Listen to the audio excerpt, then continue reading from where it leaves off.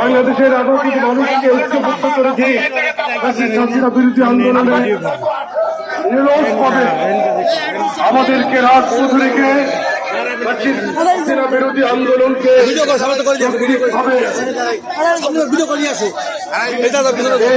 আন্দোলনকে সফল করেছে। সবাই ভিডিও করা আমাদের প্রিয় সাংগঠনিক অভিভাবক জনাব তারেক রহমান আজকে গুরুত্বপূর্ণ বক্তব্য রাখবেন।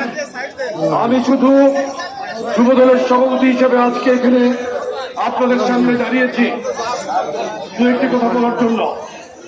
বাংলাদেশের মানুষ ধর্মনিরপেক্ষ ধর্মান্ধ নয়। বাংলাদেশের ক্ষুব্ধ একটি দল যারা ইসলামকে বিক্রি করে ইসলামের চেতনাকে তারা তাদের উদ্দেশ্যে বলে দয়া করে মুসলমানদের সেন্টিমেন্টকে দিয়ে খেলবেন না, ইসলামকে বিক্রি করবেন না, ইসলামকে অপব্যবহার করে আপনারা এই নির্বাচনের পথকে আপনারা আপনাদের পক্ষে নেওয়ার যে অপচেষ্টা করছেন। বাংলাদেশের সাধারণ মুসলমান কিন্তু এটা কোনো অবস্থাতেই পছন্দ করছে না।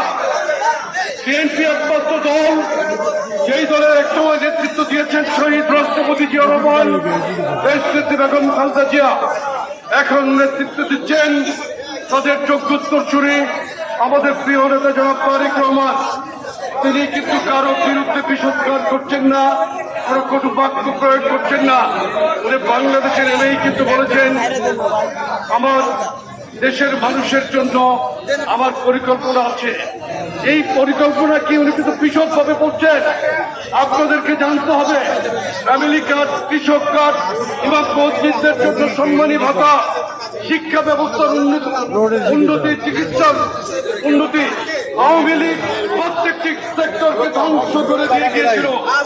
এই সমস্ত সেক্টরকে বাংলাদেশের মানুষের জন্য যুগ উপযোগী করার জন্য উনি ওনার পরিকল্পনা নিয়ে কাজ করছেন, পরিবেশের উন্নয়নে কাজ করছেন, পরিকল্পনা করছেন। উনি ইনশাল্লাহ বাংলাদেশের আগামী প্রধানমন্ত্রীত্ব দায়িত্ব নিয়ে বাংলাদেশকে সমৃদ্ধ বাংলাদেশ করবেন, স্বনির্ভর বাংলাদেশ করবেন।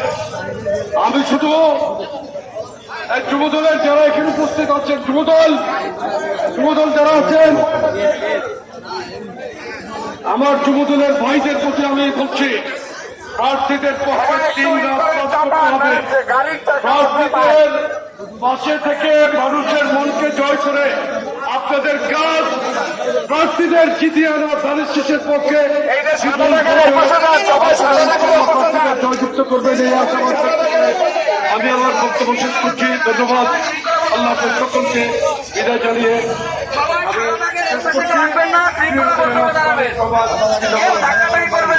আমি একটি কথা বলতে চাই। এখানে আমাদের প্রিয় ভাই হাবিব ভাই আছেন, যিনি আমরা যখন ছাত্র রাজনীতি করি হাবিব ভাই আমাদের সিনিয়র বড় ভাই ছিল, আমার বন্ধু রাকিবুল ইসলাম রাকিব। আমরা দীর্ঘ 40 বছর একসাথে ছাত্র রাজনীতি করি। এই প্রার্থীদের নাম বললাম, অন্যান্য প্রার্থী যারা আছেন তারা দয়া করে আমাকে ভুল বুঝবেন না, তাদের সাথে ছাত্র রাজনীতি করেছি আমি। তাদেরকে আরেকজন আছে আজিজুল বাড়ি হেলাল, সেও আমার বন্ধু। আমি খুলনা এসেছি, হাবিব ভাই, বকুল এবং হেলাল তাদের আমন্ত্রণে খুলনা এসেছি আর আমার দায়িত্বের জায়গা থেকে এসেছি। এখানে উপস্থিত আছেন বন্ধু ভাই আলিয়াজুল নবী ভাই সহ অন্যান্য যারা প্রার্থী আছেন তাদের সকলের জন্য শুভেচ্ছা রইল। ধন্যবাদ। প্রিয় সমাবেশ, বক্তব্য রাখার জন্য অনুরোধ জানাচ্ছে বিএনপির জাতীয় নির্বাহী কমিটির গবেষণা বিষয়ক সম্পাদক, যারা নির্যাতিত নেতা কৃষিবিদ শামীমুর রহমান শামীম বক্তব্য রাখছেন।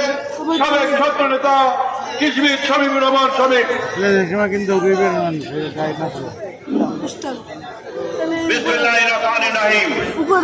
আজকের এই ঐতিহাসিক নির্বাচনী জনসভার সম্মানিত সভাপতি অ্যাডভোকেট শফিকুল আলম দারা ভাই উপস্থিত রয়েছেন, খুলনা বাগেরহাট সাতক্ষীরার ধানের শীষের মনোনীত সংসদ সদস্য প্রার্থীগণ, জাতীয় নেতৃবৃন্দ, এই 3টি জেলা থেকে আগত নেতা কর্মীবৃন্দ, সাধারণ জনগণ সবাইকে আমি আন্তরিক শুভেচ্ছা এবং অভিনন্দন জানাচ্ছি। প্রিয় বন্ধুরা আমার, এই বাংলাদেশের আজকের এই মুহূর্তে সবচেয়ে নির্যাতিত এবং জনপ্রিয় নেতা বিএনপি চেয়ারম্যান, আগামী দিনের রাষ্ট্রনায়ক, যিনি আগামী 12 ফেব্রুয়ারি জনগণের ভোটে নির্বাচিত হয়ে আল্লাহ রাব্বুল আলামিনের ইচ্ছায় রাষ্ট্র পরিচালনার দায়িত্ব পাবেন, প্রধানমন্ত্রী হিসেবে যিনি নির্বাচিত হবেন জনাব তারেক রহমান, আজকে খুলনায় আগমন উপলক্ষে হাজার হাজার লক্ষ লক্ষ জনতা এই খুলনার মাটিতে মিছিলের নগরীতে পরিণত হয়েছে। অলিতে গলিতে হাজার হাজার মানুষ ধানের শীষের মিছিল করছে। আজকের এই খুলনা নগরী উজ্জীবিত হয়েছে, আলোড়িত হয়েছে। এখান থেকে নির্বাচিত হয়েছিলেন বিএনপি চেয়ারপারসন, সাবেক প্রধানমন্ত্রী, খুলনা 2 আসন থেকে দেশনেত্রী বেগম খালেদা জিয়া। আজকের সেই আবেগ ভালোবাসাকে নেই। আজকে আমাদের চেয়ারম্যান তারেক রহমান খুলনা আগমন উপলক্ষে এই খুলনা খালিশপুরের কৃতি সন্তান রকিবুল ইসলাম বকুল খুলনা 3 আসন থেকে নির্বাচন করছে। 4 আসন থেকে আরেকজন কৃতি সন্তান আজিজুল বাড়ি হেলাল সহ হাবিব ভাই সহ সত্রায় প্রতিদ্বন্দ্বিতা করছেন। আজকের খালিশপুরে প্রত্যেকটি শিল্প প্রতিষ্ঠান বিরাট দুর্নীতিতে পরিণত হয়েছে। লক্ষ লক্ষ হাজার হাজার শ্রমিক আজকে বেকার হয়ে গেছে। এই খুলনা ছিল শিল্পনগরী। আওয়ামী দুঃশাসনে এই শিল্পনগরী সমস্ত শিল্প কলকারখানা লুট করে বন্ধ করে দেওয়া হয়েছে। শ্রমিকদের বেকার করা হয়েছে।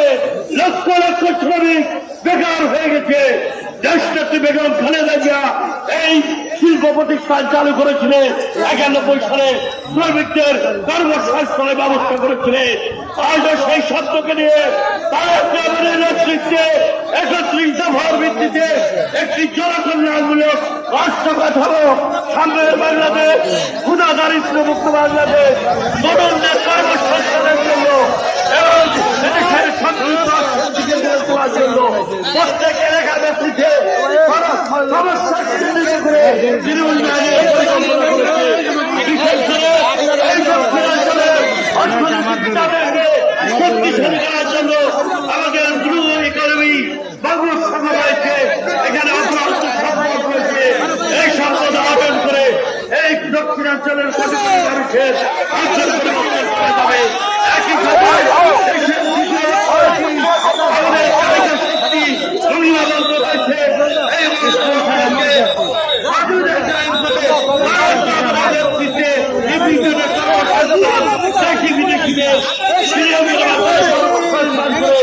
এই ব্রিগেড এবং সমুদ্র সীমা রাখে কাজী রাখে এই দক্ষিণাঞ্চলে বিপ্লব হবে। তিনি হল দেশের স্বাধীনতা সার্বভৌমত্ব গণতন্ত্র দেশনেত্রী বেগম খালেদা জিয়া পতাকা ধরে লড়াই করছেন। তিনি হলেন আগামী রাষ্ট্রনায়ক, বিএনপি চেয়ারপারসন, দেশের স্বাধীনতা সার্বভৌমত্ব গণতন্ত্রের রাষ্ট্র প্রতিনিধি হিসেবে মানুষের কাছে অভিষিক্ত হচ্ছে। সবচেয়ে জনপ্রিয় নেতা শহীদ রাষ্ট্রপতি জিয়া রহমানের উত্তরাধিকার একটি সুন্দর বাংলাদেশ, গণতান্ত্রিক বাংলাদেশ নির্মাণ করবে। সেই সমাজ নিয়ে খুলনা এসেছে আমাদের চেয়ারম্যান আগামী রাষ্ট্রনায়ক সবাইকে ধন্যবাদ কৃতজ্ঞতা জানিয়ে আমার বক্তব্য শেষ করছি। বাংলাদেশ জিন্দাবাদ, শহীদ জিয়াউর হক, দেশ নেত্রী তারেক রহমান জিন্দাবাদ, জিন্দাবাদ।